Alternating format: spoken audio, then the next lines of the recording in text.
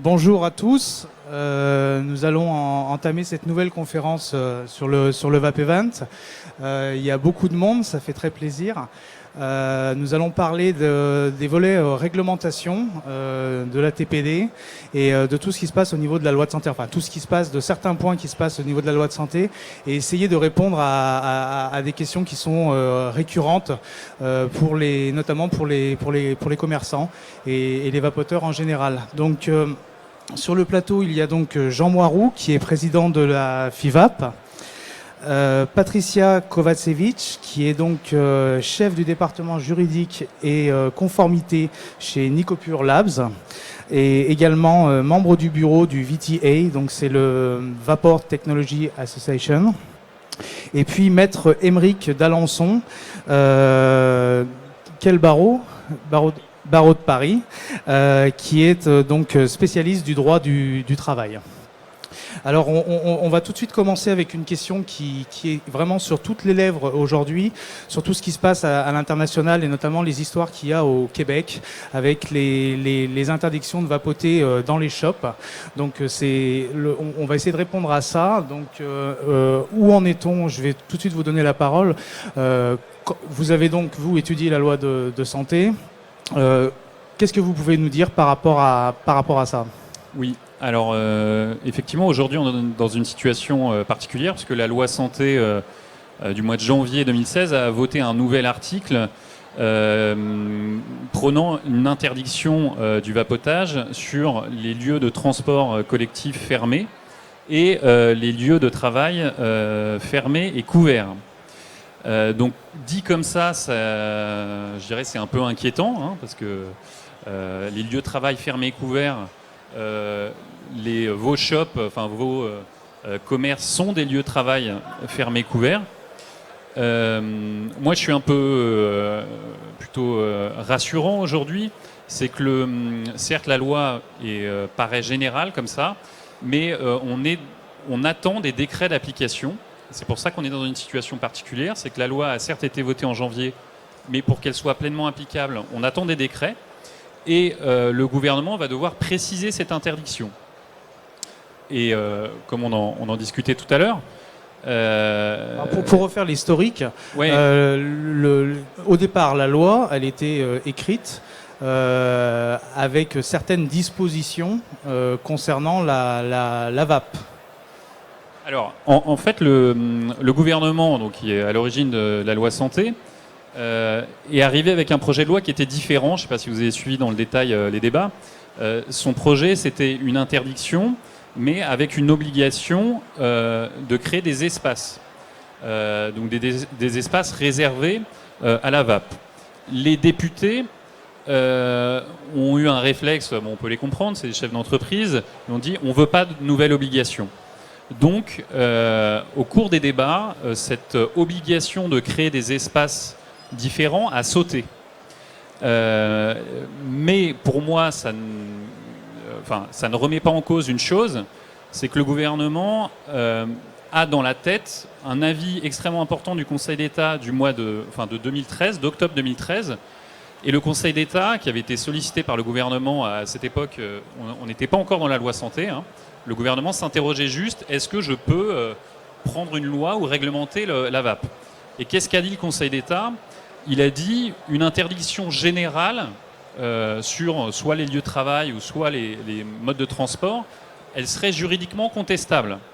Pourquoi? Parce que j'ai pas suffisamment de risques pour la santé qui sont identifiés, et puis les risques d'imitation, comme on a pu l'entendre, du tabac, n'étaient pas suffisamment certains. Donc le gouvernement sait que s'il prend un décret d'interdiction générale, ce décret sera contestable devant le Conseil d'État. Donc, encore une fois, on est dans une situation particulière parce qu'on attend le décret, mais a priori, le décret va préciser cette interdiction. Il y aura vraisemblablement, alors soit, à mon avis, deux possibilités, hein, je ne peux pas faire je ne suis pas... la main du ministre, mais deux possibilités. Soit il différencie certains lieux spécifiques de travail, que seraient par exemple les commerces où on vend de l'e-cigarette, où les commerces sont dits on va dire de convivialité, enfin les espaces de convivialité comme les restaurants, et dire pour ces espaces-là, on va dire l'autorisation ne s'applique pas. C'est tout à fait possible, il pourrait faire ça. Moi, mon idée, mais je me trompe peut-être, c'est que peut-être qu'il réintroduira la possibilité d'aménagement séparé avec des espaces vapotage, mais uniquement, je dirais, au volontariat. C'est-à-dire la possibilité pour une société de prévoir un espace vapotage et un espace non vapotage, et sous-entendu, quand cette entreprise aura mis en place ce dispositif, là, le vapotage sera possible à l'intérieur. Sachant que, bon, je pense qu'on n'est pas du tout dans les mêmes contraintes d'espace entre ce qu'on connaissait, enfin ce qu'on connaît à l'heure actuelle d'espace fumeur.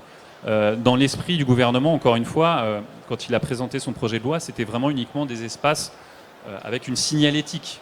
Donc il n'y avait pas d'idée d'extraction d'air, etc.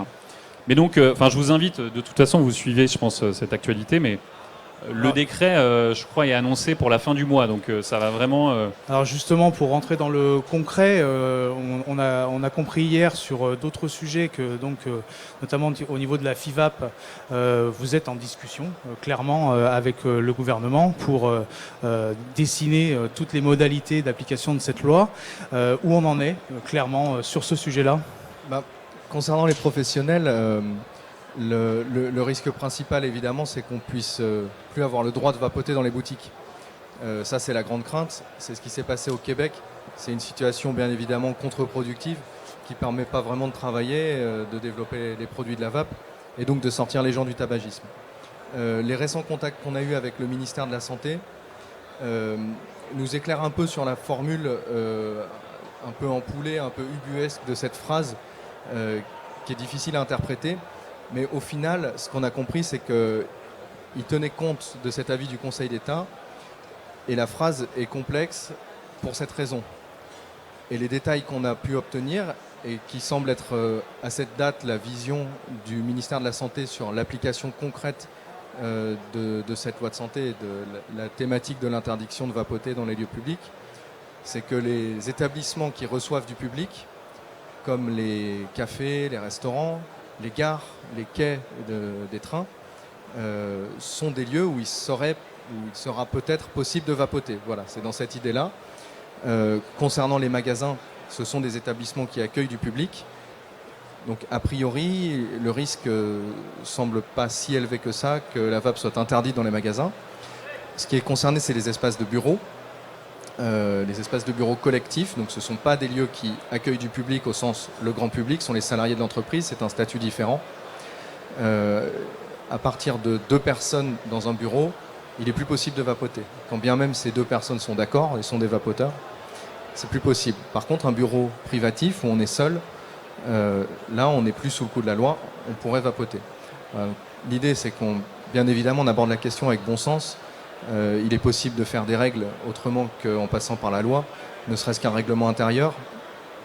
Les dirigeants d'entreprise peuvent avoir des points de vue là-dessus. Ils peuvent, par exemple, être vapoteurs, vouloir sortir leurs employés du tabac par cette manière-là, privilégier à leur manière la vape, soit en créant des espaces dédiés, ce qui est quand même un peu contraignant, soit en appliquant des règles de bonne conduite, en disant, voilà, dans mon entreprise, on peut vapoter.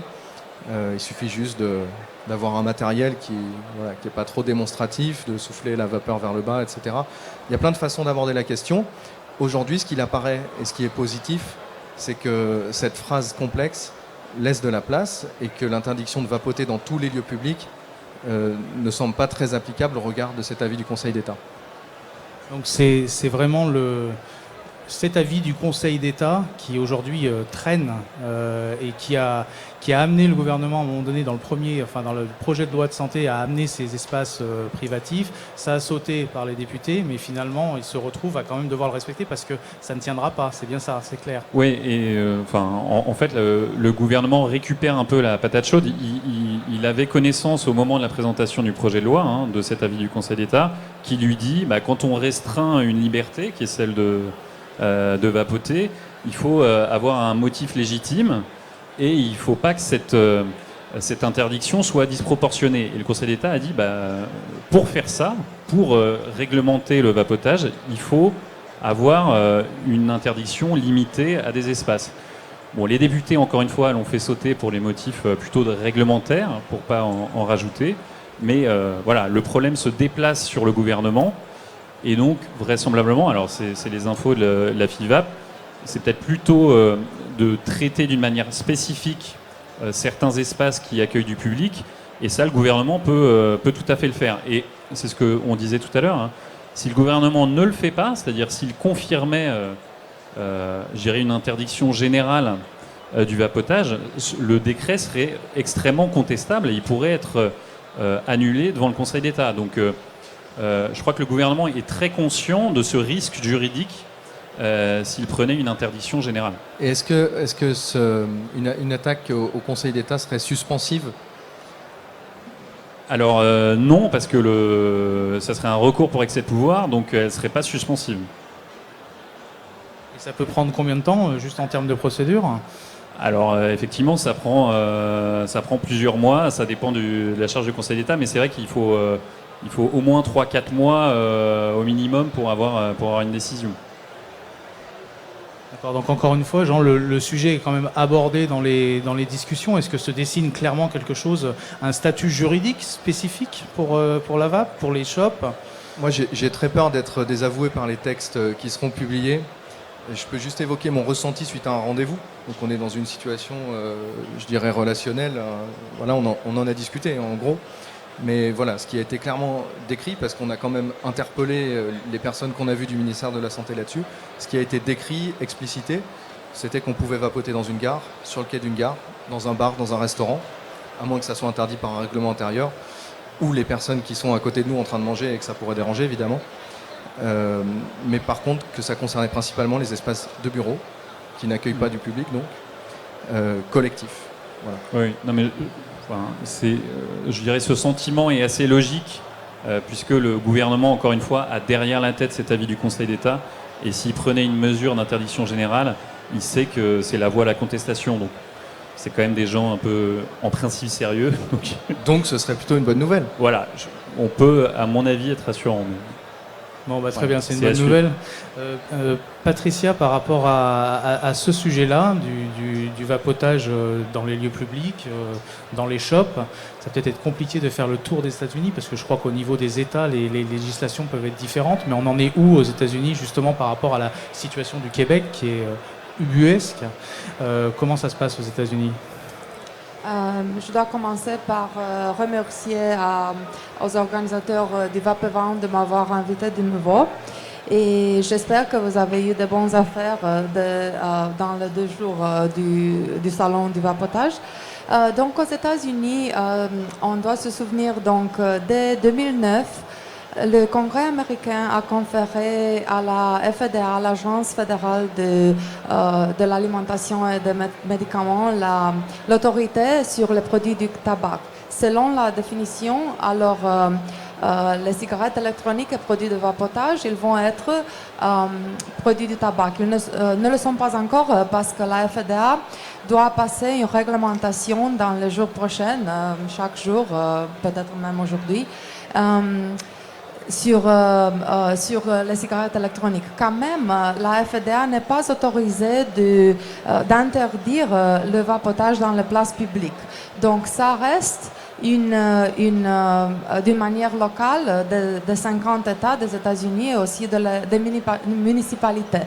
Donc on a vu dans certaines municipalités, surtout dans la Californie, qui est toujours un peu extrémiste en ce qui concerne le tabac, mais aussi les produits de vapotage, on a vu déjà des municipalités qu'on a déjà interdit le vapotage dans les lieux publics, dans les endroits publics, mais on a vu aussi des États comme le Utah et aussi la Floride, donc les associations de vapoteurs comme la FIVAP, donc l'équivalent de la FIVAP, et aussi notre association, la Vapor Technology Association, que je représente aujourd'hui, ils ont lutté, ils ont présenté au gouvernement local les informations sur le risque comparatif et vraiment sur les ingrédients du vapeur.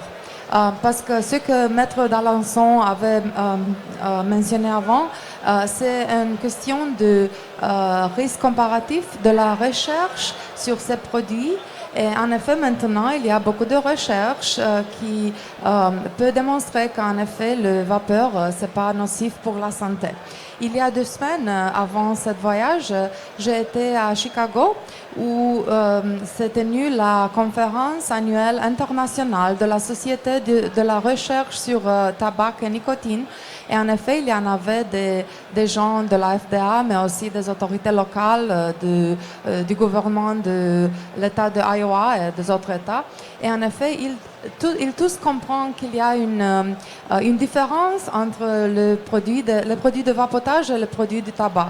Et donc, cette différence doit être en effet manifestée aussi dans une différence dans l'interdiction du vapotage en public. Donc, c'est la recherche et la recherche scientifique qui peut en effet être un fondament pour les contestations juridiques. Je crois que c'est la même chose en France comme en Amérique, d'une loi tellement injuste. Alors, je rebondis justement là-dessus, puisque Maître, vous m'expliquiez tout à l'heure que la première fois que vous êtes arrivé sur le sujet du vapotage, c'était justement que vous étiez sollicité par un de vos clients qui voulait interdire le vapotage à ses salariés et ses clients dans le cadre d'un restaurant. Et vous êtes retrouvé, vous, du coup, à rechercher ces éléments justement de nocivité, etc. Vous pouvez nous expliquer le... Oui. Alors, effectivement, moi, je conseille donc en droit social des employeurs. Donc moi, la première fois que je me suis intéressé à la cigarette électronique, je ne suis pas un vapoteur. C'est à ce propos un client qui me demande s'il peut interdire dans ses restaurants le vapotage. Alors, première question que je me suis posée, c'est est-ce qu'on peut considérer que la cigarette électronique est un produit du tabac et dire que l'interdiction de fumer s'applique à l'interdiction de vapoter? Alors moi j'ai regardé l'interdiction sur le tabac, c'est l'interdiction de fumer. Je me suis renseigné. La cigarette électronique, c'est pas un produit qui se fume, donc on met de côté la législation sur le tabac, elle n'était pas applicable. Et du coup, quand on est face à une problématique d'interdiction comme ça, qu'est-ce qu'on fait dans une entreprise? C'est ce qu'a fait le législateur et le Conseil d'État, c'est pour restreindre une liberté, il faut avoir un motif légitime et il faut que l'atteinte soit proportionnée. Alors moi, je me suis dit, quel motif légitime peut invoquer mon client pour interdire à ses salariés de vapoter? Alors, il y avait quand même un motif légitime qui aurait été des personnes qui manipulent des frites. Bon, le fait d'avoir une cigarette électronique dans une main, il a besoin de ses 2 mains. Ça, c'est un motif légitime. Il faut pouvoir avoir ses 2 mains.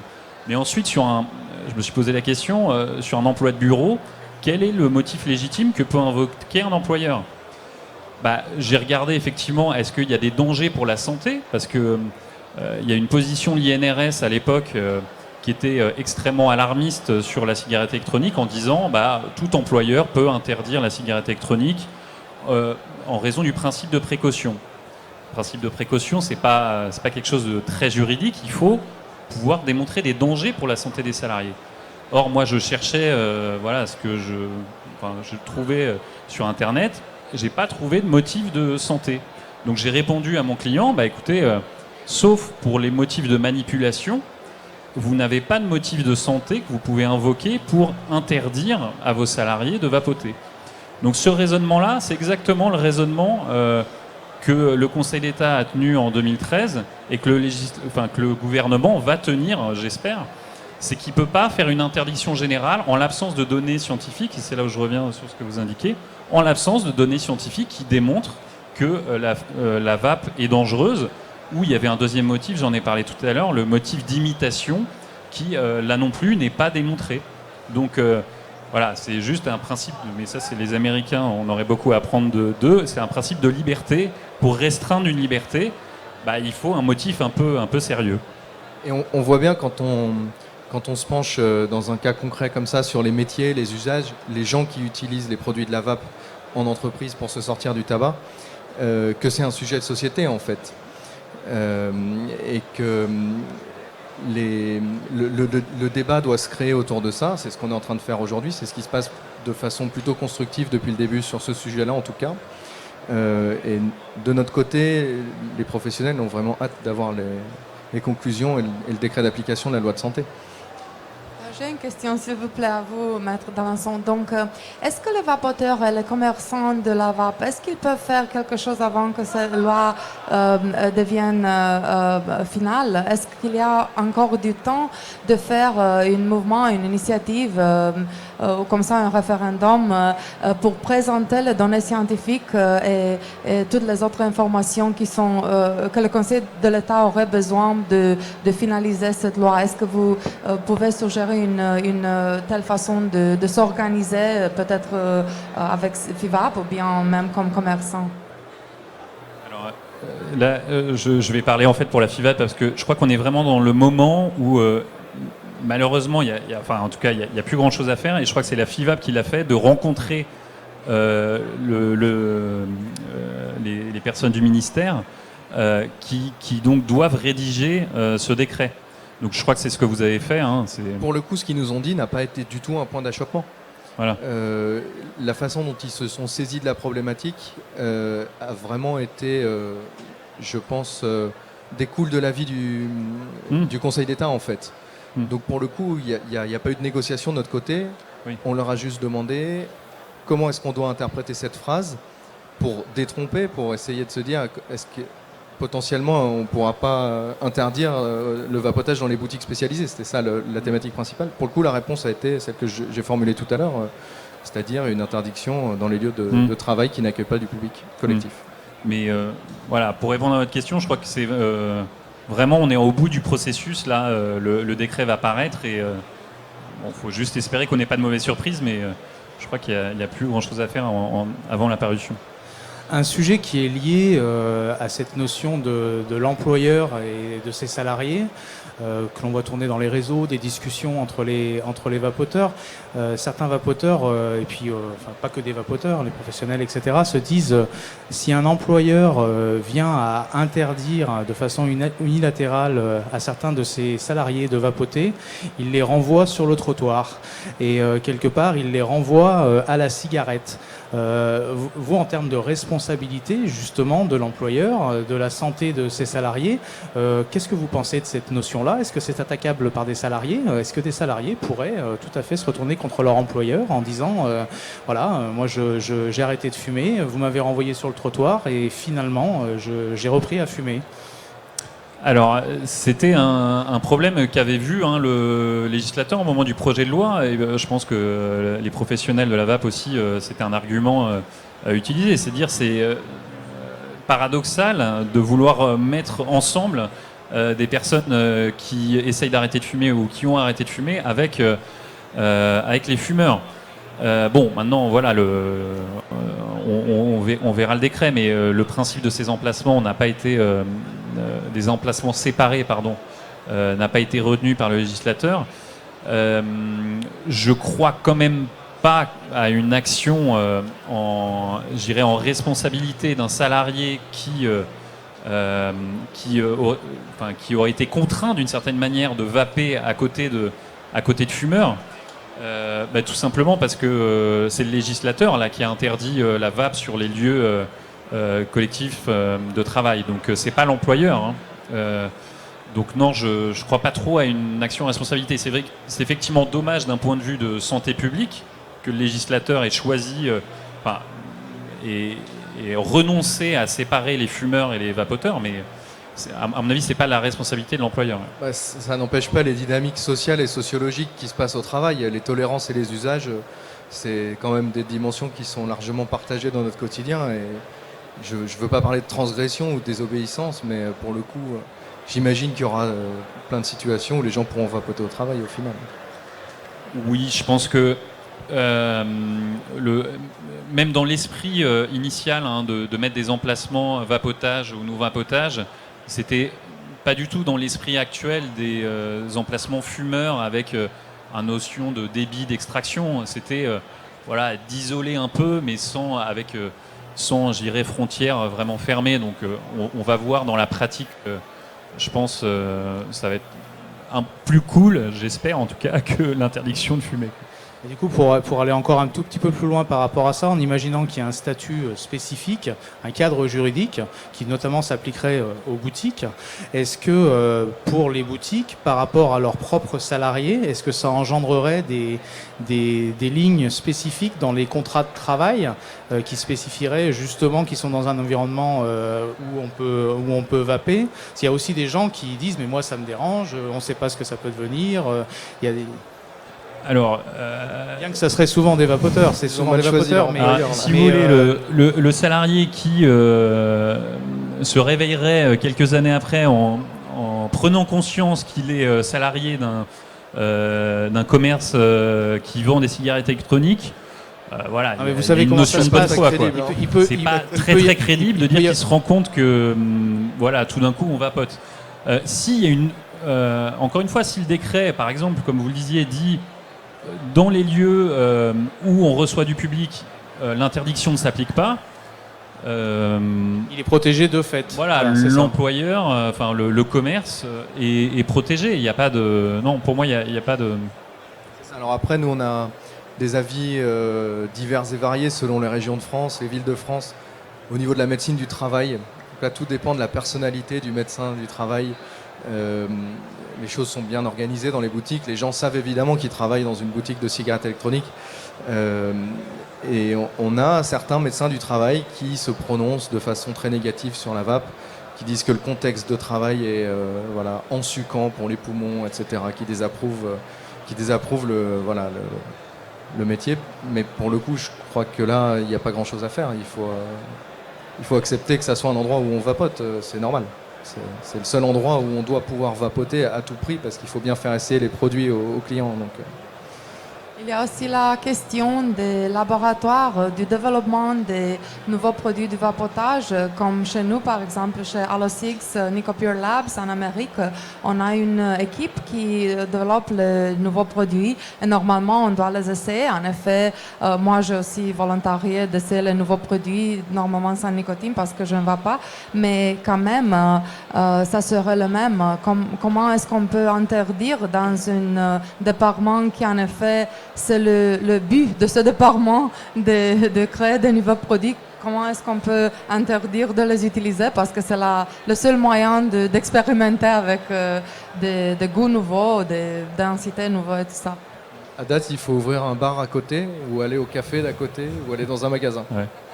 Non, mais ce qui est important, c'est ce que vous disiez, c'est les données scientifiques. C'est que si aujourd'hui on peut dire qu'il n'y a pas de risque pour la santé, l'employeur ne commet pas de faute en laissant vapoter ses salariés dans les boutiques. C'est ça ce qui serait générateur de responsabilité, c'est si vous avez une information diffusée et connue de tous d'un danger et que vous laissez les personnes courir ce danger. Ce que je voulais demander quand même, s'il y a une exception pour le boutique de vapotage, quand même notre bureau, il n'est pas une boutique de vapotage, notre bureau est un bureau. Alors si l'interdiction va durer dans les bureaux, normalement, alors comment est-ce qu'on fait développer de nouveaux produits? Parce qu'il ne s'agit pas d'aller dans une boutique de vapotage pour essayer des produits nouveaux. Ça ne fonctionne pas comme ça. On a des laboratoires spécifiques avec certains apparatus.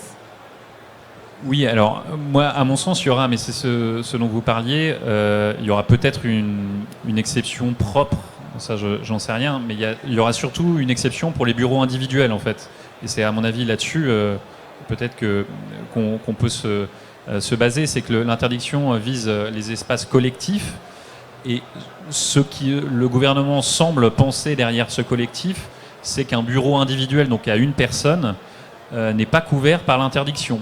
Donc, une personne qui a un bureau seul pourrait vapoter dans son bureau. Bon, j'emploie le conditionnel à chaque fois parce qu'il faut avoir le décret, pour être certain. Oui, c'est le cas. La question est très pertinente puisque moi aussi je suis fabricant des liquides et évidemment il faut qu'on puisse développer les recettes dans les bureaux, c'est bien normal. Les sociétés qui inventent les arômes pour les cigarettes ont des installations, des extracteurs.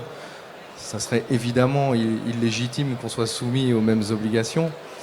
Maintenant, Est-ce que ça veut dire que, en imaginant qu'il puisse y avoir un cadre spécifique, que ça puisse amener des contraintes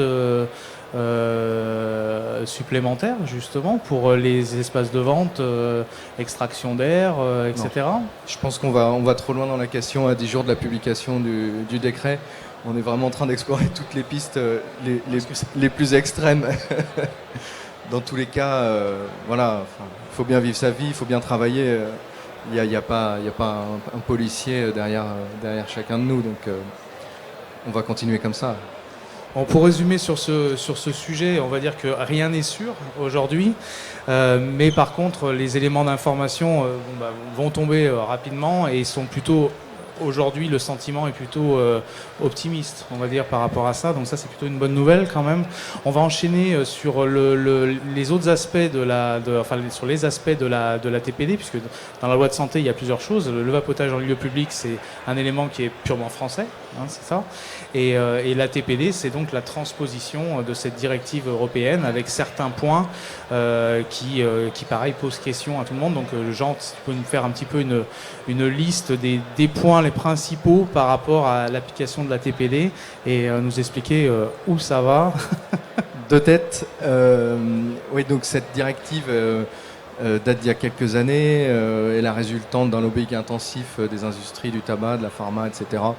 Bref, ça s'est passé à Bruxelles. Nous, on est des professionnels de la cigarette électronique, c'est très loin au-dessus. N'empêche qu'on doit l'affronter, on doit l'assumer maintenant. Et en boutique, puisqu'il va y avoir un impact sur le profil des produits, la façon de les vendre, de les amener aux clients, puisqu'ils vont changer dans leur forme. Et pour les professionnels industriels, fabricants de matériel et de e-liquide, qui vont devoir adapter leurs produits à une directive qui prend un peu, voire beaucoup au tabac et un peu à la pharma. C'est-à-dire que si on prend le profil d'un liquide post-TPD, c'est-à-dire qui répond aux exigences d'étiquetage, de conditionnement, etc., de cette directive, qui sera très prochainement transposée dans le droit français et dans le droit des 22 États membres de l'Union européenne, on va avoir sur un flacon ou sur une boîte en carton qui l'entoure, un avertissement qui couvre 30% de sa surface. 30%, c'est une taille... qui est décrite dans la directive, dans un paragraphe qui concerne les produits du tabac.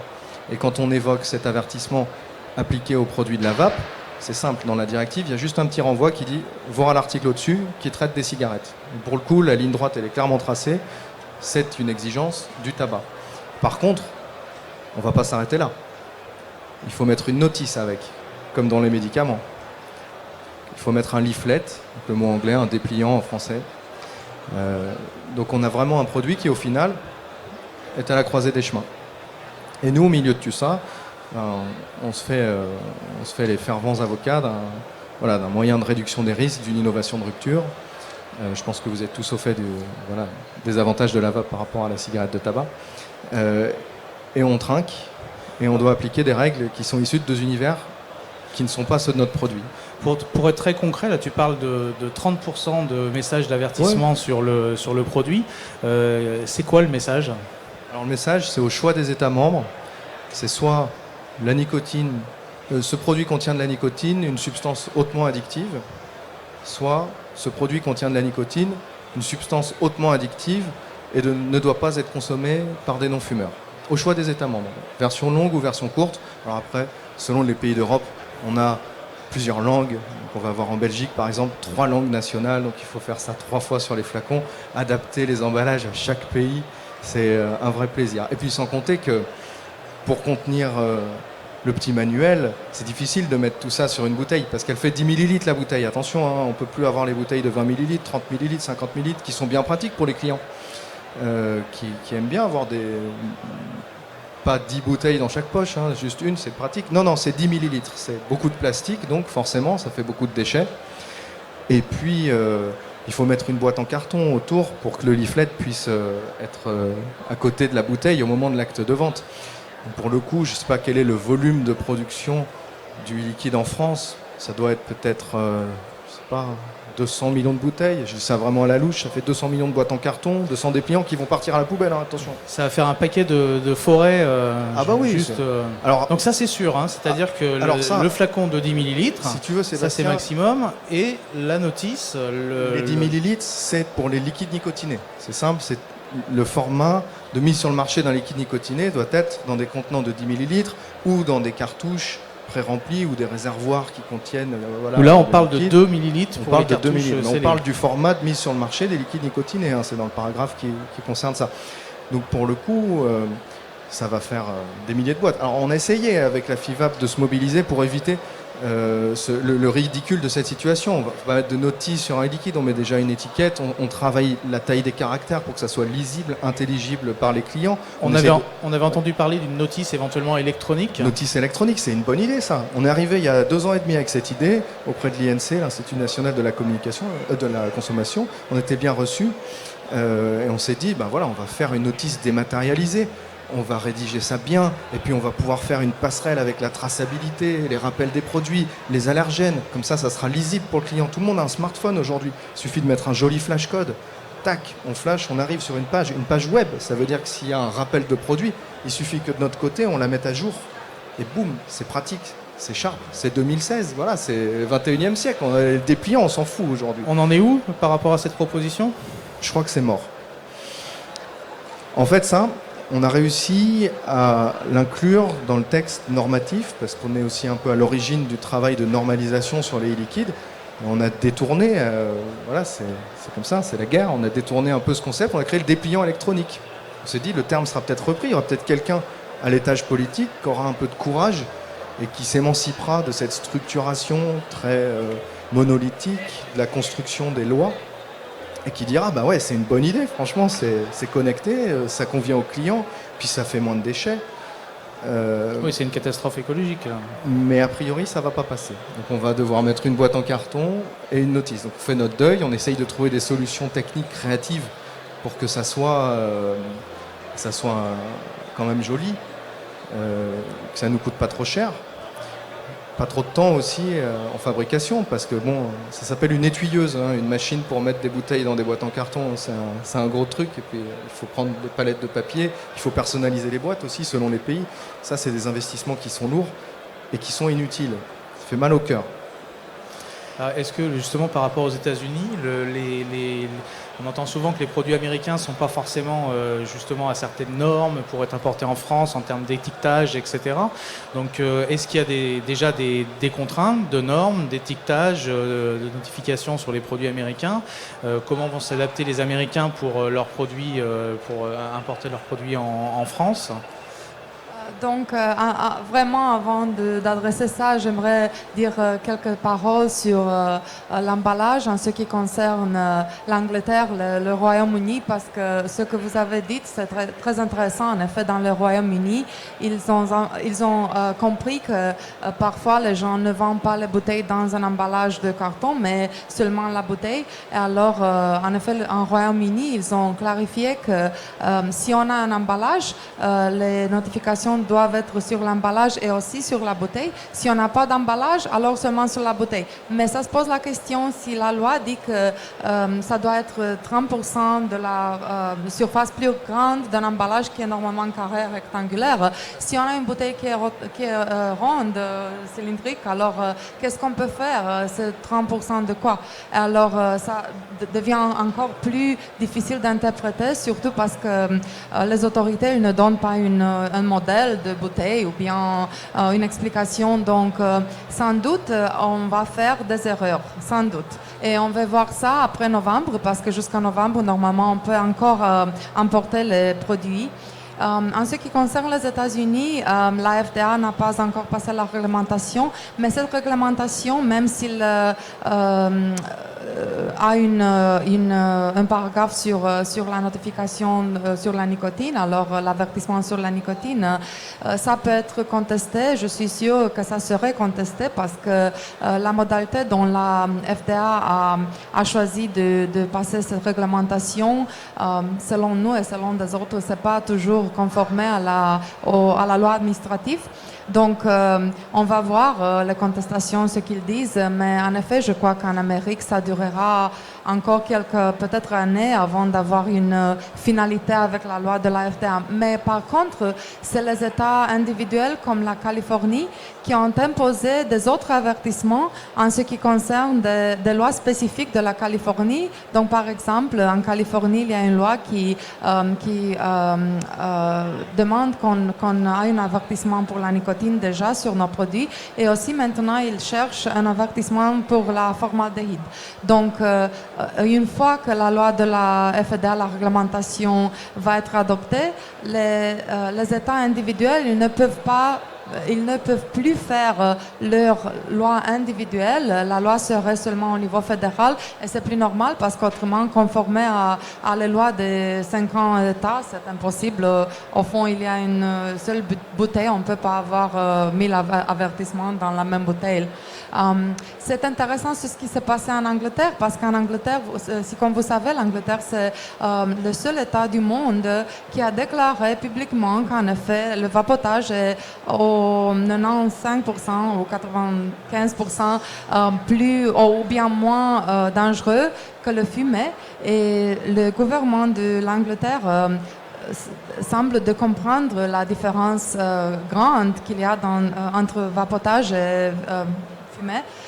Mais quand même, il impose les mêmes restrictions. Aussi, l'Angleterre a choisi le premier avertissement, celui plus court, parce qu'ils ont expliqué que les gens qui sont vapoteurs, ils ne sont plus fumeurs. Alors, on ne peut pas dire que ce produit n'est pas avisé pour les non-fumeurs, parce qu'un vapoteur, il n'est pas plus un fumeur. Donc, normalement, il doit acheter son produit.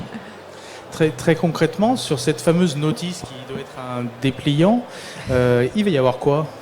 Alors, c'est très intéressant cette question de dire l'avertissement sanitaire, si on utilise un suremballage, doit-il se retrouver et sur le suremballage et sur l'étiquette? Ça, c'est typiquement le genre de questions sur lesquelles on intervient et on doit intervenir auprès des pouvoirs publics. C'est ridicule. Il doit y avoir un seul avertissement, c'est déjà beaucoup, c'est déjà contraignant, c'est déjà injuste, et il doit être sur l'emballage extérieur pour que l'étiquette reste lisible, pour que la taille des caractères soit suffisante pour qu'on puisse mettre les avertissements qui, eux, sont concrets. Le classement en matière dangereuse, les précautions pour les enfants, le stockage, date limite d'utilisation, la saveur, le marketing, il ne faut pas oublier. C'est important, il faut que les gens aient envie d'acheter les liquides, c'est important. Si on a un avertissement à l'extérieur, très bien, on fera des boîtes.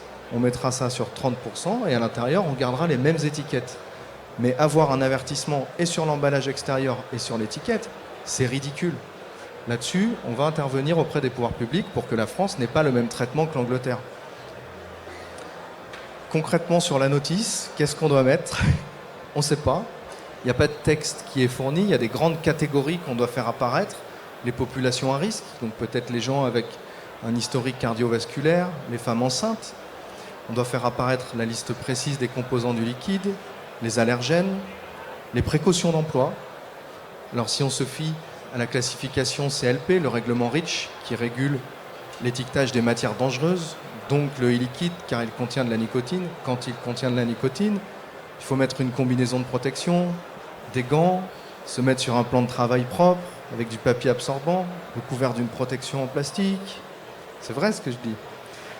Nous, ce qu'on a fait, c'est qu'on a commencé à rédiger un texte de bon sens avec le professeur Dotzenberg, avec l'Institut national de la consommation, pour avoir une formulation qui soit rationnelle, qui soit pas trop longue, qui noie pas nos clients sous des informations qui sont stupides, qui continuent à leur donner envie de vapoter, parce que l'idée, c'est pas de les décourager avec le manuel. Peut-être que c'est l'idée originelle du projet de mettre un livret dedans, mais c'est pas ce qu'on veut, nous.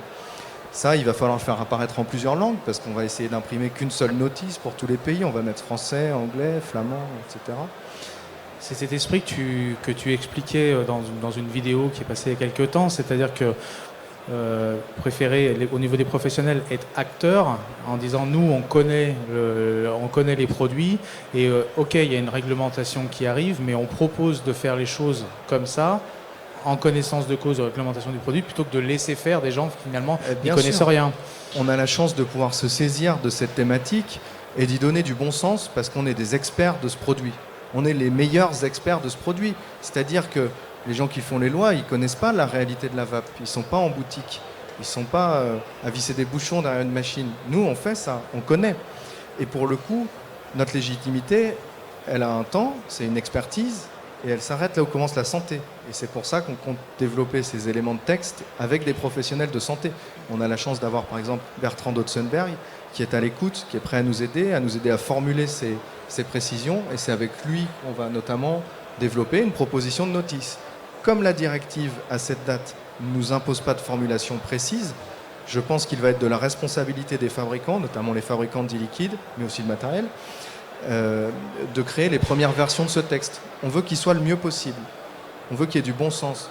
Quand il y a une loi qui est un peu bête, méchante, comme celle à laquelle on est en train de faire face, il faut répondre avec du bon sens, il faut être synthétique et il faut informer les gens parce que c'est aussi une chance de pouvoir communiquer de façon dynamique auprès du consommateur. Donc on va essayer de le faire le mieux possible, de convertir cette obligation aveugle en une façon d'amener les gens vers une vape plus sûre. Voilà, donc on va faire des premières versions, on va les proposer aux membres de la FIVAP, on va les montrer à la profession, on espère que ça va le faire. De toute façon, il faudra bien que les professionnels rédigent cette notice, personne ne leur dise ce qu'il doit y avoir exactement dedans, on va essayer de faire des propositions. Donc là, toute cette question de l'étiquetage, le conditionnement à 10 millilitres, tu nous expliques que ça risque aussi d'augmenter les coûts, tout simplement pour le consommateur final. Il y a une autre question qui est liée au coût aussi et qui est un des gros points de la TPD, c'est cette histoire de notification. Est-ce que tu peux nous expliquer assez clairement comment ça se passe pour les liquides, pour les matériels et... Voilà. Pour le liquide, pour le matériel, est imposée par cette directive européenne une procédure de notification des produits, c'est-à-dire que les importateurs, les fabricants, toute la catégorie des responsables de la mise sur le marché des produits de la vape va devoir enregistrer un produit quand il est nouveau, une fois, symboliser sa mise sur le marché par un enregistrement. Une fois que ce sera fait, c'est bon, on n'enregistre pas 2 fois le même produit. Cette notification, cette procédure s'applique à tous les pays, tous les États membres et émanera d'une interface en ligne européenne. Mais ensuite, les informations qui y seront soumises partiront dans diverses organisations des États membres. Chaque État membre peut choisir quelle branche traitera les informations qu'il recevra. L'enregistrement d'un e-liquide, par exemple, se fera au travers de catégories très précises qui décrivent le format du flacon, les ingrédients qu'il contient, tous les ingrédients au-delà de 0,1%. À l'issue de cette procédure de notification, sera délivré un numéro d'identification qui permettra aux autorités européennes d'avoir en permanence un cliché du marché. On saura exactement quels produits de la vape sont sur le marché à un instant T. Cette procédure est assortie de 2 choses. La directive dit accompagné du paiement d'un forfait qui doit couvrir les frais de fonctionnement de l'interface. On peut prendre cette formulation comme on veut. On peut imaginer que c'est une formulation à laquelle on a donné une couleur technique pour camoufler une taxe, un péage, un guichet, sachant que chaque État membre fixe le montant. Donc des États qui sont hostiles aux produits de la vape vont d'instinct aller chercher un montant élevé, 10 000 euros par exemple. On était 4 000 euros en Belgique, c'est ça ? 4 000 euros en Belgique, 4 000 euros au Danemark, qui dit mieux ? Sachant qu'on parle pour un liquide, on parle de toutes les versions du liquide, hein, c'est-à-dire 3... Non, on ne sait pas ça. Non, ça serait pas... Ah, Ça, on on ne ne sait pas encore. On sait pas. En théorie, c'est un produit. Un produit mis sur le marché, bah oui, c'est un produit avec son taux de nicotine. Donc oui, c'est toutes Voilà, les déclinaisons. Un liquide qui s'appelle Toto en 3 et Toto en 6, c'est 2 produits différents de 2 notification. Mais ce guichet, cette taxe, s'applique pour les pays dans lesquels on met le produit sur le marché. Donc à l'issue de la procédure de notification, on va cocher des cases et on va payer la facture en fonction des marchés sur lesquels on veut les mettre. Oui, en effet, c'est très difficile pour une entreprise comme la nôtre, par exemple, qui est présente dans presque tous les pays de l'Europe. Si on doit payer 4 000 euros par produit en Belgique et puis une autre 1 000, 2 000 euros pour chaque produit dans chaque pays, c'est 28 pays. Et même si le moyen, c'est, disons, 1 000 euros, ça va monter à 2 millions, 3 millions. Mais surtout, ce qui est très intéressant, cette notification en ligne. En effet, j'ai été au téléphone avec la communauté européenne, avec l'équipe qui en effet prépare cette software en ligne. Et ça ne serait pas prêt avant du 20 du mai. Et on a jusqu'au 20 du novembre pour enregistrer tous les produits qui sont maintenant sur le marché. Mais quand même, après le 20 de mai, on doit avoir notifié 6 mois avant les nouveaux produits. Donc, en théorie, si on veut lancer un produit entre le 20 mai et le 20 novembre, on ne peut pas le faire parce qu'on n'a eu pas assez de temps pour faire la notification en ligne parce que l'outil, donc le truc en ligne n'existe pas. En gros, il y a des aberrations technologiques qui vont faire que ça sera impossible de tenir les délais et de faire la notification. Parce que ce que je n'ai pas dit tout à l'heure, c'est que cette notification, elle s'accompagne d'exigences scientifiques. Il faut présenter une mesure des émissions. Mesure des émissions, c'est ce qui est écrit dans la directive, c'est-à-dire d'écrire un protocole d'analyse qui permet de mesurer ce qui se trouve dans la vapeur de la cigarette électronique et de donner en fonction de cette analyse les ingrédients qui ont été mesurés. Ça ne veut pas dire grand-chose, mais pour le coup, au sein de la FIVAP, on s'est quand même organisé pour pouvoir le faire le mieux possible en créant la partie 3 de la norme avec l'AFNOR sur la mesure des émissions et en développant des protocoles normés qui vont permettre aux professionnels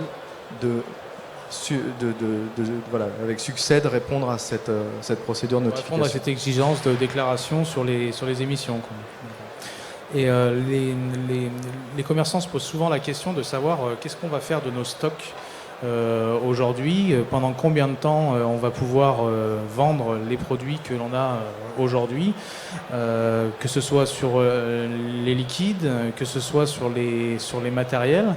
Est-ce qu'il y a un délai? Est-ce qu'il va y avoir à un moment donné une date où on ne pourra plus écouler certains stocks? Alors il y a un délai maximal prévu par la directive. Donc la formulation exacte, c'est les États membres peuvent autoriser pour les produits à être vendus jusqu'à, donc c'est novembre 2017. Les échos qu'on a eus auprès du ministère de la Santé, c'est que les fabricants ont le droit de fabriquer, de mettre sur le marché des produits jusqu'au 20 mai, sans notification, etc. et d'écouler les stocks pendant 6 mois, donc jusqu'à novembre 2016. Les boutiques ont donc le droit d'acheter des produits entre mai et novembre 2016 sur stock et de les vendre aux clients, forcément. Par contre, à la veille du... Jusqu'à novembre 2017. Voilà. Non, 2016. Donc les fabricants peuvent vendre aux boutiques jusqu'à novembre 2016. Des produits qu'ils ont fabriqués avant le 20 mai. Et les commerçants qui ont stocké ces produits jusqu'à novembre 2016, eux peuvent les écouler vis-à-vis de leurs clients. Jusqu'à novembre 2016. Ah, pas après? Non. Après novembre, par contre, tout ce qui n'est pas TPD compliant sur le marché, out. Ne pourra plus être vendu en boutique. Donc, j'ai une question pour Maître d'Alençon. Je sais qu'il est un expert dans le droit du travail. J'espère que ça ne sera pas trop dur, mais je suis curieuse. Donc, en France, c'est quand que les commerçants ou bien même les entreprises qui produisent, qui font les produits de vape, c'est quand qu'ils peuvent encore contester cette loi et cette implémentation de la directive? Parce qu'en Angleterre, on a essayé ça même avant de passer une loi nationale, mais je comprends qu'en France, on doit avoir une loi nationale et on doit avoir un tort ou bien subir une espèce de...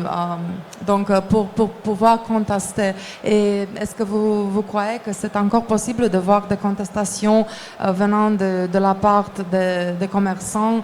Parce que vraiment tout ça, même la notification, mais surtout les autres exigences comme les avertissements ne sont pas vraiment raisonnables en ce qui concerne les données scientifiques qui sont à la base de cette loi. Oui, alors c'est sous toute réserve parce que c'est des souvenirs plutôt de droit communautaire. Mais vous parlez de contester la réglementation qui est prise en application de la directive. Là, elle n'est pas encore prise, hein, enfin, sauf sur les aspects publicitaires. C'est à partir du moment de la parution, en fait, parce qu'on est un peu dans la même situation, on attend des décrets, hein, on a une partie de la loi qui a été votée, mais je pense qu'on doit attendre les décrets. Donc les décrets peuvent être contestés devant le Conseil d'État, et si on a, alors, encore une fois de mémoire, hein, mais si on perd en France, ensuite on va à la CJUE pour éventuellement contester même le principe de la directive. Oui, c'est ça. On ne pourra attaquer la loi que quand elle existera. Pour ce qui est des recours à l'échelle communautaire, c'est trop tard. Comme l'a fait Totally Wicked en Angleterre, par exemple. Il y a plusieurs recours qui sont possibles, avec un calendrier précis suite à la publication de la directive ou d'une directive. Ce sont des occasions qu'on a manquées à l'époque, que quasiment toute l'Europe a manqué, en fait, en dehors de Totally Wicked. Et maintenant, c'est trop tard. Mais je ne crois pas que c'est trop tard parce que selon ce que l'on a expliqué, dans certains pays comme l'Angleterre, l'opportunité de contester, c'est même avant du passage de la loi. Par contre, dans des autres pays, surtout celle du droit civil ou du droit romain français, comme ça, alors on peut le faire toujours au moment qu'une personne subit une... oui. On a étudié les possibilités à ce niveau-là et on est tellement proche de la transposition qu'on préfère concentrer nos efforts sur l'après. Oui, effectivement, hein, juste un éclairage. Le contentieux peut venir, un commerçant se fait verbaliser, on va dire, et parce qu'il ne respecte pas les prescriptions de la directive, à ce moment-là, il peut éventuellement contester la verbalisation en remettant en cause la réglementation. Je pense que c'est à ça que vous pensez. Mais il faut peut-être regarder vers l'avenir, ça je ne sais pas. En effet, peut-être on doit s'organiser, essayer de le faire en masse, parce que ça serait au moins attirer l'attention sur les problèmes ou bien sur le besoin de l'industrie. Bien sûr, c'est un combat. Hein. Et du coup, vous, Patricia, vous êtes sur l'ensemble du marché européen avec vos produits. C'est ça? Vous les vendez partout en Europe? Oui, même dans les autres pays. Est-ce qu'aujourd'hui, vous faites des projections simplement de marché en vous disant, à partir de tant de milliers d'euros peut-être de notifications dans tel pays, c'est fini, on arrête, on part, ou on réduit la profondeur du catalogue? En effet, je dois vous dire que vraiment ça, c'est pas la plus importante chose parce qu'on est une grande entreprise en ce qui concerne les entreprises de VAP, nous sommes un peu plus grands, mais c'est surtout le cadre juridique, l'ensemble du cadre juridique. Par exemple, j'ai vu il y a quelques jours un projet de loi en Hongrie qui semble d'interdire les produits avec la nicotine. Donc, qu'est-ce qu'on doit vendre en Hongrie si on ne peut pas vendre les produits à nicotine? Alors, on doit examiner pays par pays le cadre juridique et aussi normalement les frais, mais les frais sont peut-être moins importants du cadre juridique, de l'ensemble du cadre juridique et surtout de la manière dont la notification, le dossier en ligne doit être formulé parce que chaque pays a aussi le droit d'exiger des choses additionnelles même à la notification. C'est une notification standardisée au niveau européen, mais peut-être pays comme la Belgique ou l'Allemagne, ils peuvent demander, exiger autre chose, autre analyse, même des études, qui le sait. Donc on doit attendre jusqu'au mai que tous les pays vont adopter leur loi, alors lire chaque loi, l'étudier et puis voir ce que ça signifie pour nous. Mais en effet, on croit qu'on va rester sur le marché européen parce qu'en effet, c'est beaucoup mieux des autres pays qui ont absolument interdit la vape comme la Turquie ou bien quelques pays, le Japon. C'est beaucoup mieux et beaucoup plus facile quand même en Europe. Ça reste un territoire plus accessible, c'est ça que... du coup, avec on craint une augmentation des prix, ces histoires de notification avec 6 mois avant de mettre sur le marché, etc. Grosso modo, ça risque de ralentir le dynamisme du marché de la vape. Est-ce que ça, dans les discussions qu'il y a avec le gouvernement, les décideurs, est-ce que c'est un fait qu'ils entendent? Non. Non. Bon, bah alors Non. voilà. C'est très simple. Lors des contacts qu'on a pu avoir avec le gouvernement, il a tout de suite été très clair qu'il était inenvisageable de leur part qu'on discute des fondements de la directive. Quand bien même on est bardé d'arguments, d'éléments de langage et de discours bien huilés, de bon sens là-dessus, nous ne pouvons pas les mobiliser parce que leur rôle, et c'est dû à la complexité des organisations, est de transposer la directive pour éviter de se faire attaquer par les autorités communautaires. Donc pour le coup, on a beau être très sympa et très convaincant, on est obligé d'aller dans le détail et de les aider à formuler les éléments techniques et les exigences techniques de la directive pour que ça soit ça ait le plus de bon sens possible. Voilà, on se limite à ça, c'est déjà pas mal. C'est extrêmement frustrant d'être en rendez-vous et de ne pas pouvoir dire c'est la solution à la première cause de mortalité évitable. Mais pour le coup, on ne peut pas le faire. C'est pas l'objet. C'est pas l'objet. Et les arguments économiques, la création d'emplois, etc., ça, on ne peut pas en discuter non plus parce que jusqu'à présent, nos interlocuteurs ont été le ministère de la Santé. Ça ne les intéresse pas. Et quand on parle de la directive, on parle de la transposition, de ses modalités de transposition, et point. Exactement. Ça fait 1 heure qu'on discute sur tous ces sujets. Il y a beaucoup de monde. Est-ce que vous souhaitez poser des questions? Il y a un micro qui doit être quelque part. Vous levez la main et puis le micro arrivera.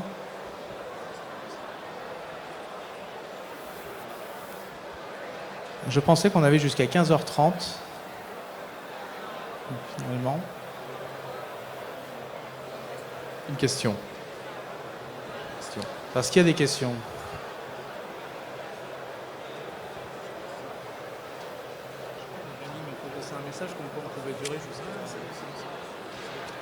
Bonjour. Vous parlez d'une augmentation du prix du liquide. Est-ce qu'on peut avoir une idée en pourcentage de cette augmentation? Alors, très concrètement, il nous est interdit de parler de prix entre professionnels, donc on ne le fait pas. Mon sentiment, c'est que les prix ne vont pas baisser. On ne sait pas jusqu'à quel point... Mais pour le coup, là je parle pour mon entreprise à moi, on va essayer de ne pas toucher au prix, on va essayer de trouver des solutions astucieuses, on va essayer de s'adapter pour que le prix du liquide reste le même. Mais c'est notre position. Voilà. D'accord. Et alors, est-ce qu'on doit craindre une diminution du nombre de vapoteurs due à une augmentation du prix du liquide? Je pense que tout ce qui peut venir mettre de la distance entre une envie sincère d'arrêter de fumer en passant par la vape peut réduire potentiellement le nombre de vapoteurs. Maintenant, on a la chance d'avoir une industrie, une profession extrêmement dynamique portée par la passion. Et c'est pas bateau ce que je dis parce que la quasi-totalité des professionnels de la cigarette électronique sont d'anciens fumeurs convaincus par le produit, qui ont vécu toutes les étapes qui leur ont permis de devenir des acteurs professionnels. Et c'est ça qui fait une grande force et beaucoup de liens entre les pros aujourd'hui. Et c'est pour ça que ça marche dans notre association aussi, de façon plutôt bienveillante. Donc je pense qu'on saura trouver l'énergie et le rebond nécessaire pour continuer à emmener nos chers clients vers le succès, vers le sevrage, et que la vape ne va pas s'arrêter. De toute façon, on ne peut pas empêcher les gens de se saisir d'une force et d'une façon de sortir du tabagisme. C'est quand même, on devient acteur de son propre sevrage, et ce, avec plaisir. Pour le coup, les logiques derrière tout ça sont trop puissantes pour qu'on puisse y mettre un frein. Dans l'absolu, la vape ne va pas s'arrêter demain. Et les professionnels sauront trouver les solutions pour que ça reste sympa, attractif et efficace. D'accord, très bien. Bonjour, je voulais juste savoir si vous parliez de la réglementation sur les ingrédients et la réglementation sur les ingrédients des liquides et toute la partie où on ne pourra pas mettre n'importe quoi dans les liquides, est-ce que du coup il y aura aussi, est-ce que c'est discuté de créer éventuellement un label européen pour pouvoir aussi certifier nos produits, enfin les produits quand ils sont produits et Oui. donner aussi peut-être le tourner de la bonne manière malgré toute la complexité que ça peut poser en termes de production, d'avoir ensuite derrière un label qui va permettre d'avoir là vous êtes certifié Europe et vous savez que c'est une production qui est Celui-là européenne. est mieux que les autres, celui-là est moins bien. Alors en fait, la directive, la procédure notification est déclarative en principe aujourd'hui. Peut-être que demain, elle fera l'objet de contrôle. Aujourd'hui, c'est déclaratif et l'exigence sur les ingrédients concerne tous les ingrédients qui se trouvent au-delà de 0,1%. Ces données vont être confidentielles parce qu'il en va du secret industriel, du secret de fabrication. C'est un thème qui est extrêmement important puisqu'il n'y a pas de propriété industrielle et intellectuelle sur les liquides comme pour les parfums. C'est un traitement qui est inégalitaire par rapport au regard de l'ensemble de ce que couvre la propriété intellectuelle dans d'autres domaines. À ce titre, le secret est la seule façon qu'on a de se protéger de la contrefaçon. Donc ces données vont probablement être confidentielles. Il n'y a pas de droit de regard ou de critères sélectifs sur les ingrédients. Ça reste un produit de grande consommation et c'est la réputation du fabricant, le feeling au moment de l'essai du produit qui donne une partie des informations. Pour ce qui est des initiatives comme la création de labels, de normes, etc., la filière française s'est largement mobilisée ces 2 dernières années pour créer une norme sur les liquides, une norme sur le matériel, qui vont donner lieu dans les mois à venir à une certification qui sera conduite par AFNOR et qui donnera lieu à un marquage sur les liquides pour les entreprises qui ont été auditées avec succès sur le cahier des charges mis en place dans la norme sur les liquides et le matériel et qui pourra donc figurer sur les produits. Ça sera un gage de qualité. Ça sera un gage de qualité et on insiste pour que ces initiatives soient menées aux échelles européennes et internationales avec les comités européens de normalisation et les organismes internationaux comme l'ISO pour les standards mondiaux. Voilà. Moi j'avais une question. Juste une petite question par rapport à cette norme AFNOR dont on entend parler depuis un bon moment maintenant. Est-ce qu'il y a déjà des produits qui sont marqués avec cette norme ou pas? J'ai pas l'impression. Non. Aujourd'hui, la norme est un référentiel, un cahier de bonnes pratiques, d'ingrédients exclus, de profils de flaconnage, de pratiques de fabrication qui n'ont pas de réalité qui puisse être auditable. Cette conversion, elle doit être faite par la traduction de cette norme en un cahier des charges précis qui puisse donner lieu à la formation d'auditeurs, d'un personnel qui viendra dans les entreprises des fabricants. Les bureaux de contrôle pour les contrôles, voilà, et qui pourront se prononcer. C'est exactement comme une certification ISO 9001. Si on remplit avec succès tous les objectifs, on peut avoir le tampon. C'est pareil. Ça arrive dans les mois à venir. Pardon, ça arrive? Ça arrive dans les mois à venir. D'accord. Et le marquage, concrètement, ça va être quoi? Ça va être un marquage ISO, un marquage AFNOR, ça va être un logo. Qu'est-ce qui va être marqué en fait sur les liquides?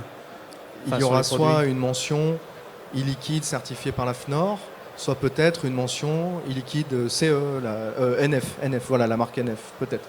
Je ne peux pas encore me prononcer, ça fait l'objet de débat. Là-haut. D'accord. Est-ce qu'il y a d'autres questions?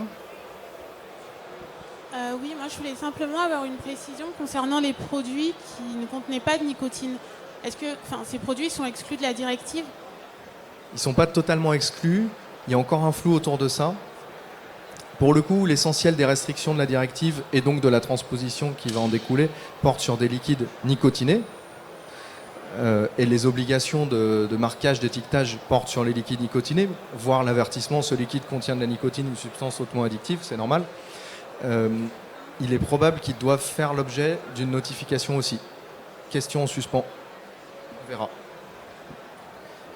J'ai juste une question concernant le rétro-planning. Vous l'avez abordé quand même, vous avez donné différentes dates. Est-ce que vous pouvez nous reprendre juste clairement quel est le rétro-planning exact que vous connaissez vous à date évidemment quant à l'application de la notification, de la loi de TPD en France? Je ne fais que me faire l'écho de ce qui nous a été dit lors d'un rendez-vous avec le ministère de la Santé. Qui date d'il y a à peu près 10 jours. Bon, d'accord. Ce qui veut dire que ce délai n'est pas définitif. On peut encore essayer de l'étendre un petit peu. Moi, j'aimerais beaucoup. À date, ce qui nous a été dit, c'est que les fabricants ont le droit de mettre sur le marché et de fabriquer des produits jusqu'au 20 mai, des produits qui ne répondent pas aux exigences de la directive. Et entre le 20 mai 2016 et novembre 2016, ils ont le droit de les vendre, les produits non TPD, et aussi de vendre des produits qui répondent aux exigences de la directive. D'accord. Pour la mise sur le marché. Mais effectivement, la question, c'est aussi pour les commerces, dans toute la chaîne, si vous voulez, d'écoulement des stocks. Oui. Là, maintenant, vous nous précisez que c'est pour la mise sur le marché par le fabricant jusqu'au 20 novembre 2016. Concernant tous les stocks, en fait, dans la chaîne, que ce soit chez les grossistes, mais ça va jusqu'aux commerçants, vous êtes, on connaît tous que à peu près les temps de renouvellement, ils sont beaucoup plus longs que le 20 novembre. Est-ce que le commerçant, en fait, en clair, le 20 novembre, doit prendre tout son stock et le jeter? Enfin, n'a plus le droit de le commercialiser, en tout cas. Là, la solution, ça, c'est... À date, et si je vous répercute ce qui nous a été dit, après le 20 novembre 2016, il sera interdit de vendre des produits qui ne répondent pas aux exigences de la TPD. Donc également pour les commerçants. Nous, professionnels, à vous, et vous, à vos clients. C'est pour ça qu'on espère encore se battre. Oui, ça c'est un peu contraire de l'esprit de la directive parce que selon moi la directive suggérait qu'on peut vendre jusqu'au mai, mais chaque pays quand même peut chercher une autre date. En effet, la Belgique, ils ont choisi le 20 mai de cette année de ne pas plus importer de produits non conformes. C'est drôle parce qu'en effet, on peut même pas faire la notification avant de novembre, donc le produit va être non conforme quand même. Donc chaque pays va donner son avis. Mais la directive, je crois que l'intention était de permettre l'importation dans l'Europe jusqu'au 20 novembre, mais puis la vente au public jusqu'au 20 mai de l'année prochaine. Mais vous me dites maintenant que ça ne serait pas le cas en France. En France, a priori, non. Les États membres peuvent faire ce qu'ils veulent, en gros, jusqu'à novembre 2017, qui doit être vraiment la deadline pour tous les États membres. En France, c'est très court. En Belgique, ça l'est encore plus. Mais bon, voilà. Quel va être le processus précis? Qui va contrôler en fait? Là, on a la question de dire qu'est-ce que je fais de mon stock? Qui va être chargé de tout ça? On ne sait pas. On ne sait pas. D'accord. Il y aura forcément un organe de contrôle qui devra venir s'assurer que tout est en ordre. Forcément, à partir du moment où il y a une loi, il faut qu'il y ait un organisme qui puisse venir en point de vente chez les fabricants, etc. On ne sait pas, peut-être la DGCCRF, peut-être les douanes. On ne sait pas. Pour les produits étrangers, c'est normalement la douane parce que c'est la douane le premier contact avec l'Union européenne. Là, on est sur l'importation. Mais puis, il y a des produits qui sont déjà dans l'Union européenne, mais dans un autre pays. Et puis, la douane n'a plus un rôle. La question se pose chez les commerçants, finalement, qui va pouvoir débarquer pour procéder à ces contrôles. Aujourd'hui, c'est la DGCCRF. Hein, c'est ça. Voilà. Donc, il est fort probable qu'ils reçoivent dans la liste de leurs attributions un petit guide comment contrôler les boutiques de cigarettes électroniques suite à la publication de la transposition de la directive européenne. Je pense que ça sera ça, mais je ne suis pas sûr. Quels sont nos risques après? Si après le 20 novembre 2016, on décide de continuer à vendre notre matériel, on a encore en stock, qu'il y a encore des fabricants? Alors là, je pense pouvoir me prononcer, même si je fais du droit du travail, c'est qu'il y aura des sanctions pénales, a priori. Oui, mais sanctions pénales, si c'est 100 €, c'est une sanction, mais voilà. Ah, bah ça, la sanction pénale, je la connais pas encore, mais a priori des amendes, je pense. Et une opportunité de contester si vous êtes verbalisé. Effectivement. Enfin, en tout cas, voilà, à mon avis, il ne faut pas trop miser sur le paiement des amendes. Hein. Enfin, je pense que, encore une fois, il faut rester positif. À mon avis, il faut se mettre peut-être dans le sens du respect de la réglementation, en la contestant éventuellement. Mais voilà, moi, je ne me mettrai pas facialement en contradiction avec la nouvelle réglementation. Et pour ce qui est des produits qui seront vendus sur Internet, ils vont contrôler comment? Pareil, on ne peut pas contrôler, il n'y a pas de contrôle possible. Si, de la même manière que la DGCCRF prend en considération les contrôles des sites Internet. Donc via ils en iront général- sur les entrepôts, des sites internet et... Probablement, ça dépend du niveau de répression qu'ils veulent mettre dans toute la démarche, hein. C'est juste une question d'impulsion politique et d'ambition. En gros, soit ils décident d'être vraiment sévères, soit ils décident de laisser filer un peu parce qu'ils ont compris que c'était vachement bien. Mais si, pour des liquides qui sont produits en dehors de France, par exemple, ils n'ont aucun Alors, moyen d'aller. Enfin, ça va être... Là, on parle de vente transfrontalière, c'est une autre question, l'achat en ligne. Déjà, la question de la vente en ligne reste légèrement en suspens, même si on a quand même eu des échos positifs lors de notre rendez-vous. Pour ce qui est des ventes transfrontalières, il est spécifié dans la directive que les États peuvent les interdire ou les autoriser. D'accord. Et là-dessus, on n'a pas d'informations. Et on ne sait toujours pas. Non. Ah, oui, vous m'entendez. En fait, moi j'ai une question, c'était plus par rapport en fait à l'emballage. On parlait de la notice qui devait inclure donc toutes ces informations notificatives. Alors, est-ce que, par exemple, il y a eu peut-être un projet de, bon, je dis pas collectivement, mais d'intégrer ces informations-là, mais par exemple au verso de la notice, c'est-à-dire en gros, comme sur un, vous voyez que ça puisse se détacher Oui. comme ça. Excusez-moi, on n'entend pas. Non, mais je vois tout à fait la solution d'une étiquette double face enroulante qui permettrait d'éviter une boîte en carton stupide. Voilà, exactement. Cette solution-là a été évoquée il y a 2 ans auprès de l'Institut national de la consommation, Oui. a fait son chemin et probablement que c'est une solution qui sera autorisée par les autorités françaises. Avoir un recto verso sur une étiquette enroulante qui D'accord. éviterait la boîte en carton. Juste en précisant le fait pour la notice découpée oui. selon les c'est pointillés. encore plus pratique comme Ah, ça. bah oui, carrément. Le support qui contient les informations reste avec le produit Voilà. durant toute sa vie. C'est très légitime. Par contre, avec un système comme ça, il faudra mettre l'avertissement de 30% sur le facing de l'étiquette, ce qui laisse pas beaucoup de place pour les pictogrammes, pour le marketing, pour le nom, etc. Donc il est probable que certains fabricants choisiront plutôt la solution boîte plus étiquette comme ils avaient avant, Ouais. plutôt que ça. En tout cas, moi je suis dans la situation où je sais pas encore trop ce qu'on va faire, mais la souplesse technique et puis la supériorité d'avoir le leaflet qui reste constamment avec le produit est bien, mais ça dénature complètement le facing du produit. Et imaginons par exemple dans un site de vente en ligne, enfin, on va dire, est-ce que du fait que la personne puisse voir l'écran, vu qu'il commande sur Internet, on va dire, est devant son PC, est-ce qu'il peut dire oui, je veux voir la notice, en gros la notice s'affiche, oui, j'en ai pris conscience, et accepter le fait de l'acheter sans avoir la notice fournie avec, ou il faut vraiment qu'elle soit papier fournie avec? Hélas, on a un peu exploré tous les scénarios Oui. possibles. Non, ça c'est pas possible. Il faut que la notice soit avec le produit. Physiquement. De la même manière, on ne peut D'accord. pas confier aux vendeurs en boutique la responsabilité de confier une notice au moment où ils vendent le produit. Oui, c'est ce que j'allais C'est vous pas demander sa aussi, responsabilité et ouais. ça tient pas. Bon. Merci. Je suis vraiment désolé et je suis le premier à être extrêmement triste par cette situation. Est-ce qu'il y a d'autres questions? Là-bas.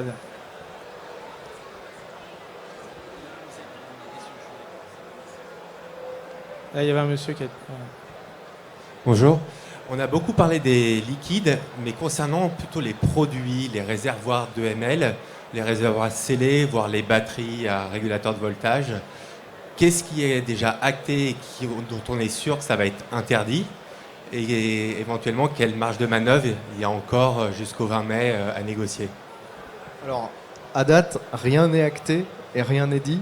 Encore une fois, ça va venir dans les semaines à venir. On saura tout, ou un peu, ou on saura que c'est pas assez bien expliqué, mais on le saura.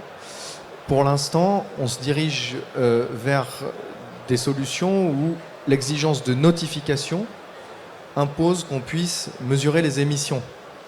Donc, la procédure de notification pourrait ne concerner que les réservoirs ou les kits, c'est-à-dire une batterie plus un réservoir.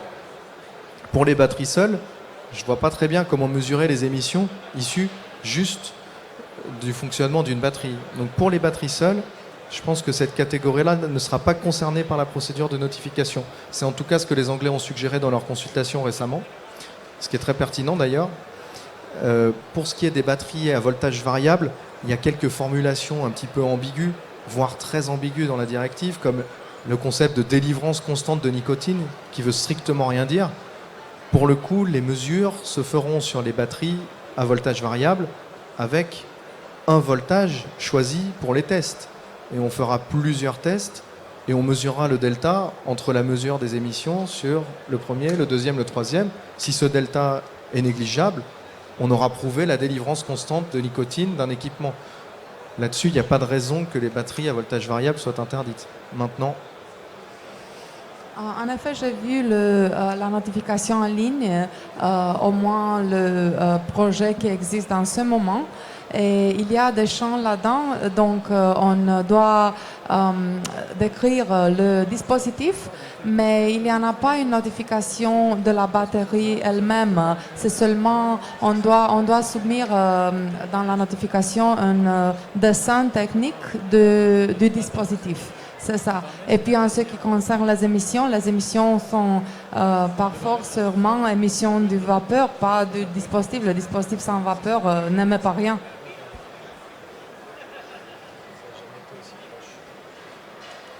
Est-ce qu'il y a d'autres questions sur les sujets? Oui, ici, s'il vous plaît. Donc pour les boutiques, ça veut dire qu'à partir de novembre 2016, on ne pourra plus vendre le matériel, les atomiseurs à plus de 2 millilitres, ni le liquide. C'est ça? en fait, après novembre 2016, l'ensemble des produits sur le marché, les produits de la vape, devront répondre aux exigences de la directive transposée en droit français.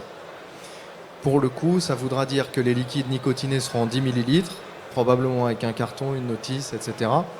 Les réservoirs, la contenance de 2 millilitres dans la directive ne figure pas comme étant interdite spécifiquement. Le paragraphe qui évoque la contenance de 2 millilitres évoque juste le profil de mise sur marché des flacons et des cartouches contenant du liquide nicotiné. Pour le coup, oui, mais l'énergie, ça c'est très bien, mais l'énergie initiale du projet au moment de la rédaction de la directive était de limiter la taille des réservoirs à 2 millilitres. Nous verrons bien comment le législateur se saisira de cette question technique. Dans tous les cas, il serait extrêmement dommageable et triste de voir disparaître les réservoirs de contenance supérieurs à 2 millilitres. C'est ridicule. On fera avec si tel est le cas.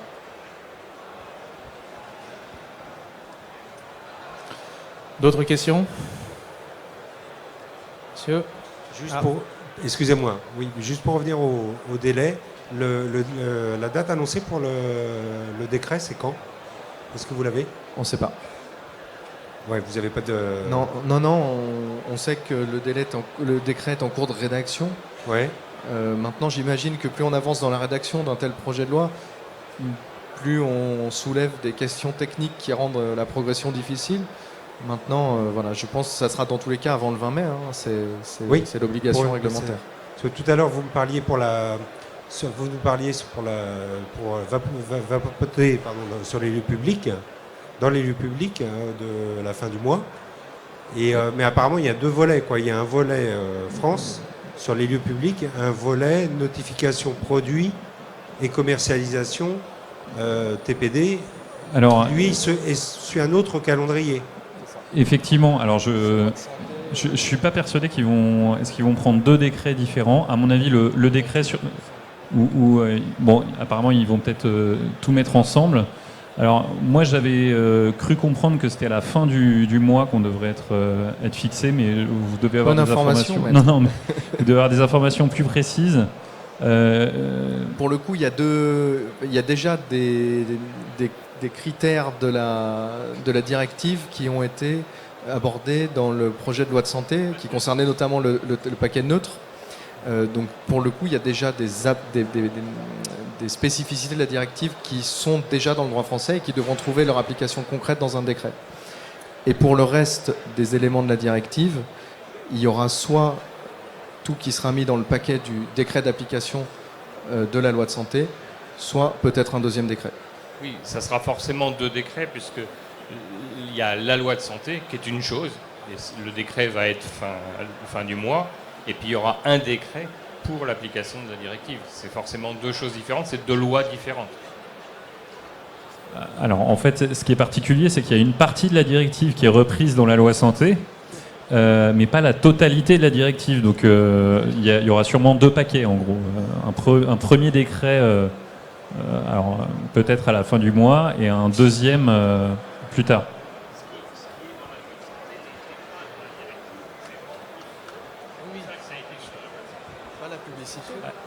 Alors, ça c'est vous qui êtes plus au fait, mais... Non, la publicité, ça a été la abordé publicité, dans la par loi exemple. de santé, et c'est un point de la directive. L'interdiction de la publicité. Publicité, propagande, etc. Je peux en parler si vous voulez. Voilà, ça intéresse les On en a parlé hier. On en a parlé hier. Ce qui est en plus, c'est l'interdiction de la publicité qui se voit dehors, mais normalement, on peut toujours avoir de la publicité sur la place de vente, à condition qu'on ne la voit pas du marché. Oui. C'est un sujet qu'on a abordé hier, où on peut refaire 1 heure tout de suite. Mais on va poser une dernière question, parce qu'on va arriver à la fin de la conférence, monsieur. Simplement pour conclure, demain, ça se passe très mal. Qu'est-ce qu'on fait? Voilà, oui. Oui, ça se passe très mal. Le pire scénario qu'on pourrait imaginer, c'est celui de la Belgique, je pense. Par exemple. Ouais. Mais la Belgique, ça entraîne une telle confusion que c'est pas tenable pour les pouvoirs publics. C'est-à-dire qu'ils font un décret royal, publié au Moniteur. 3 jours plus tard, il faut être dans les clous, avoir notifié les produits sur une interface qui n'existe même pas. Ils ont déjà des montants d'amende qui sont fixés, ils se mettent à contrôler les boutiques. En 1 semaine, le marché prend peur, les gens ferment boutique. Aujourd'hui, ils vont probablement revenir là-dessus. Il y a quand même eu un emballement du côté des pouvoirs publics en Belgique sur lequel ils vont revenir. Donc je pense qu'il ne peut pas y avoir une situation qui soit aussi violente qui arrive en France. Ça dépendra des pays. Forcément, il y a des pays où il y a du lobbying très très intensif de l'industrie du tabac, de l'industrie pharmaceutique, qui influence les décideurs politiques. En France, ça ne se passera probablement pas comme ça. Ce qui nous a déjà été donné à entendre nous montre que ça ne sera pas comme ça. Il n'y aura pas un scénario catastrophe. Mais juridiquement parlant, est-ce qu'il y a moyen de faire quelque chose ou absolument pas? Je veux dire, si aujourd'hui je suis boucher et qu'on me dit que la viande rentre dans le marché du fromage, c'est exactement la même chose que la vape avec le marché du tabac aujourd'hui. On sait qu'il n'y a pas de tabac. Et pourtant, ils ont quand même réussi à faire passer la vape dans le marché du tabac. En fait, il y a un recours. C'est ce que je vous disais tout à l'heure, c'est contester le décret devant le Conseil d'État. Donc il y a un recours. Le Conseil d'État, ça reste toujours français ou ça devient européen? Non, c'est français, oui. D'accord. C'est la juridiction administrative la plus élevée. Et est-ce qu'on peut remonter plus haut, puisque le problème vient de l'Europe?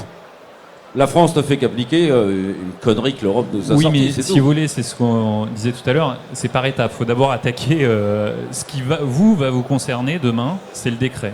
Donc voilà. Encore une fois, ça sert à rien, à mon avis, de se faire peur, mais sachez qu'il y a une contestation possible. On va conclure. On va conclure. Je tiens à remercier tous les trois. J'espère qu'on aura permis. Dernière petite question. Il y a une dernière petite question ici. Alors, Merci. Nous avons des magasins de cigarettes dans les centres commerciaux. Ce sont des kiosques complètement ouverts. Donc forcément, les gens qui essayent sont mêlés au public et notre publicité est visible de l'extérieur. Qu'est-ce qui va se passer pour nous? 2 éléments. Sur l'interdiction du vapotage dans les lieux publics, a priori de ce qu'on a entendu, c'est bon. Pour ce qui est de la publicité, vous pouvez communiquer par le produit, c'est-à-dire mettre les produits dans des vitrines. C'est pas de la publicité, c'est juste des produits qui sont posés sur un comptoir. Tant que vous n'avez pas d'affichette, de PLV qui soit trop explicite, ça devrait bien se passer. Et on va vraiment conclure parce qu'on doit enchaîner sur d'autres conférences. Merci à tous d'avoir été là. J'espère qu'on a pu répondre à des questions. Merci beaucoup.